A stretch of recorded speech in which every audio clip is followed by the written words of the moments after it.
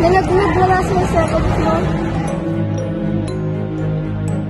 Ay, ano na kaya nangyari dun sa pag-iimbestiga dun sa babae na namatay sa third floor? Nalaman na kaya nilang si Abinoha ang may gawa?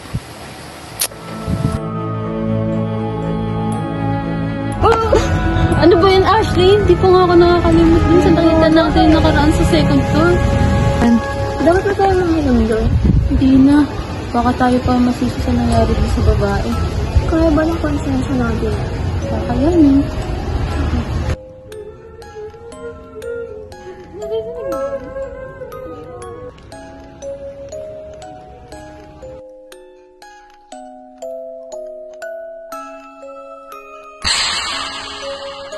Naman tao, tatakot mo lang sarili mo. Kasi may narinig talaga ako. Sus! Ewan ko sa'yo.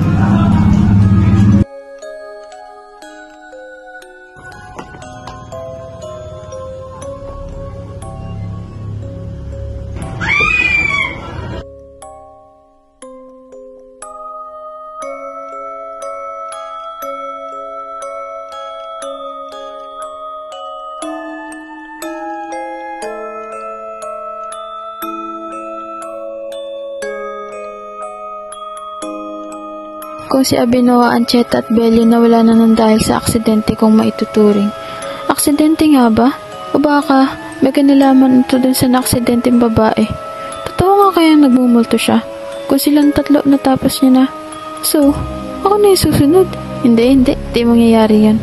Tsaka, ano bang ginawa ko sa kanya, diba? Ewan. Anong gagawin ko?